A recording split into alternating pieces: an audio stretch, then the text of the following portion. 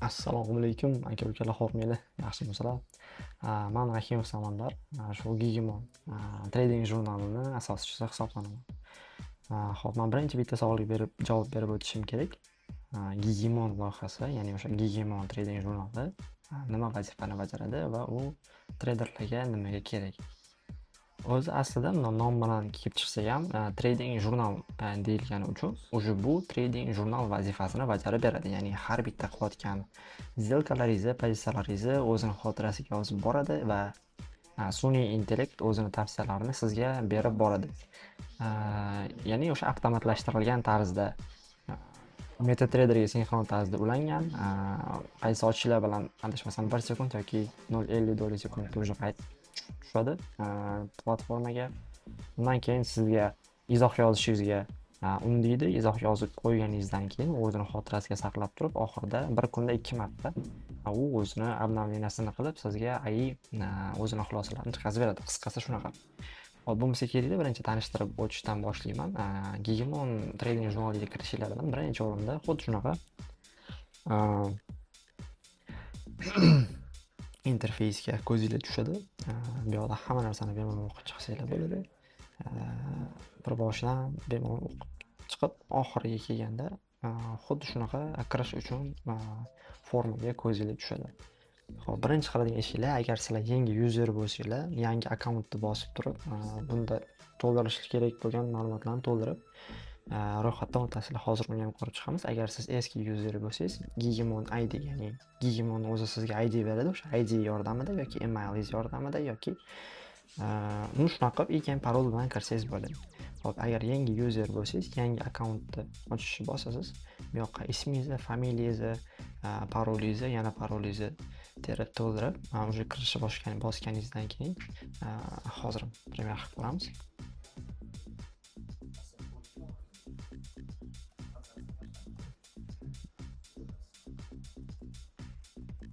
Tak. Bir minut ketdi. Ansora parol yozamiz.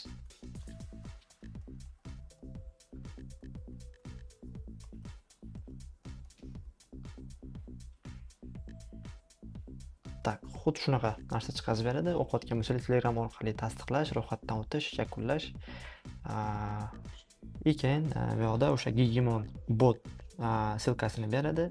Keyin botga yuboring degan xuddi shunaqa sariq ko'rinishdagi kodni sizlarga beradi. Bu kodni o'zingizlarga kopировать qilib turib, botga o'tib, botga jo'natasizlar. Start bergandan keyin bot sizga bir martalik kodni taqdim etadi. Sonli o'sha kodni bu yoqqa bosib tasdiqlash bosib borsangiz, уже keyin siz уже platformaning ichida bo'lasiz. Xo'p, bu yoqda nima bo'ladi desanglar, men o'zim akkauntim bilan birinchi kirib ko'rsatib beraman sizlarga. Hozir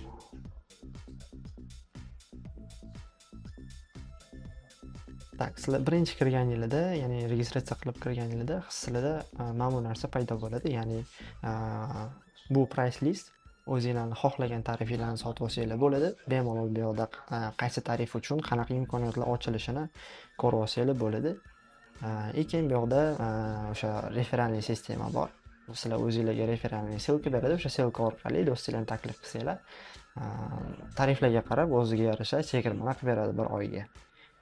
Hop, undan keyin bo'ladigan narsasi o'sha dashbordga o'tilinadi. Tarif sotib olganingizdan keyin dashbordga o'tilinadi. Dashbordda bu yoqda o'sha sizlar o'zingizlarning informatsiyalarini bemalol ko'rib tursanglar bo'ladi.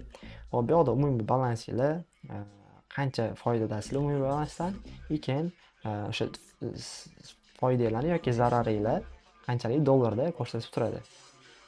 Keyin jami treyderlar nechta, eng yaxshi simbol, ya'ni qaysi simbolda ko'proq trade qilgansiz, ya'ni ko'proq foyda keltirgansiz, o'sha narsasi. Keyin tomon ustunligi, ya'ni olish, sotish. Ko'proq olganmisiz, ko'proq sotganmisiz, shu narsani bu yoqda sizga ko'rsatib beradi.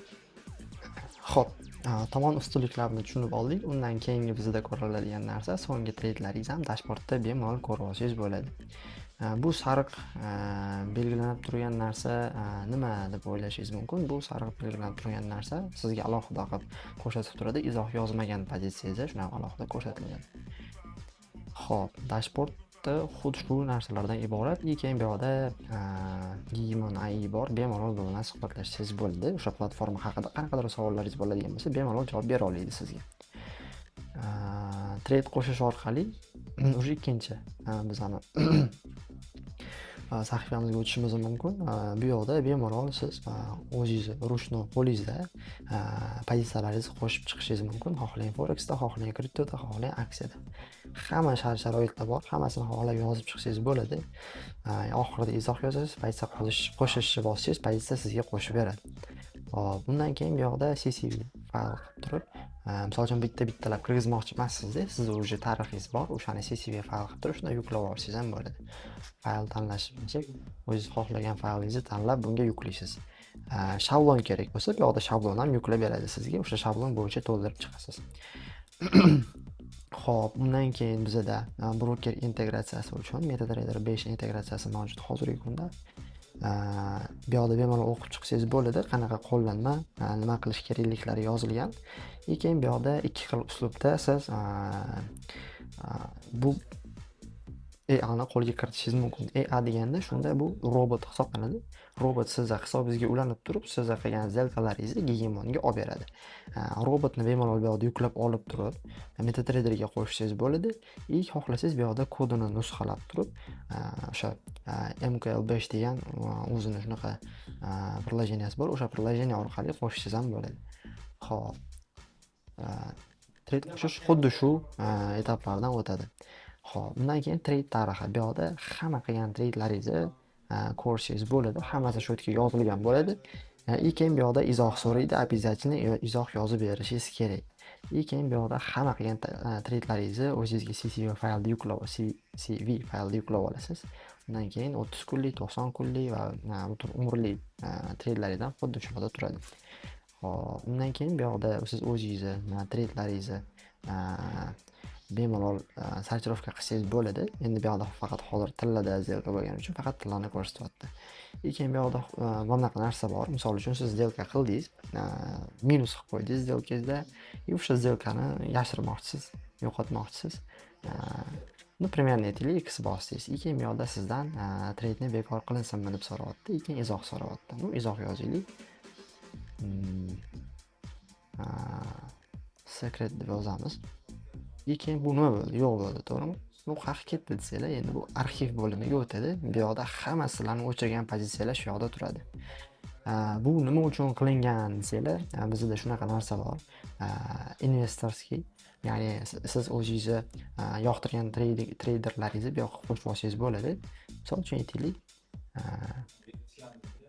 bu yoqda leaderboard degan narsa bor.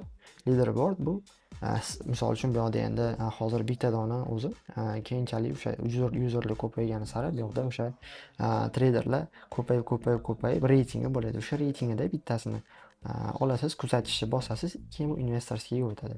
Keyin bu yoqda investorskiy orqali xabarlashsangiz bo'ladi bemalol. Chat bo'limi bor. Bu yoqda bemalol xabarlashsangiz bo'ladi. Yoqtirgan traderingizdan o'sha pulingizni boshqarish uchun taklif qilsangiz bo'ladi. Nima uchun deylar shunaqa narsa? Xo'p, undan keyin tahlil. Bu yoqda o'sha siz qilgan trade'laringizni o'sha hamma xulosasini chiqarib beradi. ROI deysizmi, o'rtacha hold deysizmi, sharp position deysizmi, max drawdown hammasini chiqarib beradi o'tida. Keyin AI tahlil bu sizni qilgan trade'laringizni o'zi avtomatik tahlil qilib beradi. Ya'ni bir kunda 2 marta tahlil qilib beradi. Bittasi 14:30 da, ikkinchisi 23:30 da. Keyin o'zingiz xohlasangiz, o'zingiz xohlagan paytingiz AI tahlilni bosib turib yangilab olsangiz bo'ladi tahlillarni. Xo'p, bu yoqda yanada chuqurlashtirilgan tahlillar, sizga asosiy tushunchalar, nimalar bo'lishligi, izohlar, misol uchun izohlaringiz, nechta izoh yozgansiz, ulardan kelib chiqib sizga xulosalar chiqarib beradi, maslahatlar beradi. Xo'p, investorskiy tushuntirdim, leaderboardni tushuntirdim. Xo'p, demak qisqacha shu bo'limlarni tushundinglar. Endi bizda qoladigan bildirishnomalar bu yoqda sizga chat orqali xabar kelsa ham, pozitsiyalaringiz ochilsa ham, yopilsa ham hammasi shu joyga kelib tushadi. Undan keyin bizda sozlamalar bo'limi bor. Sozlamalar bo'limida siz bemalol profilingizga rasm qo'yasiz, o'zingiz ism familiyangizni yozasiz, hamma narsangizni shu yoqdan to'g'rilasangiz bo'ladi. Keyin bitta e'tibor beriladigan narsasi, bu yoqda o'sha boshlang'ich balansingizni o'zingiz bemalol kirgizsangiz bo'ladi. Misol uchun o'sha qanchadan boshlagansiz, o'sha summani kirgizasiz, shunga qarab sizga hisob-kitob qilib beradi. Keyin bu yoqda o'sha MT5 uchun API kalitlar beriladi. Bitta nom yozasiz, misol uchun kalit deb nom yozasiz, yaratishga bosasiz, sizga shunaqa API kalit beradi. Buni nusxalab turib, boyagi sizga Gigamon bergan robotga o'zi yoziladigan joyi bor, MetaTrader 5 ga o'sha MetaTrader 5 ga qo'shganingizdan keyin o'zini robot yoziladigan formasi bo'ladi, o'shanga bu API kalitni to'ldirasiz. Keyin bemalol o'sha sinxron tarzda ishlatsangiz bo'ladi. Xuddi shunaqa gaplar. Menimcha qisqacha instruksiyasi tushunarliroq bo'ldi. Agar yana qanaqadir savollar tug'diradigan bo'lsa, bemalol kommentariy yoki bo'lmasa botga murojaat qilsanglar bo'ladi.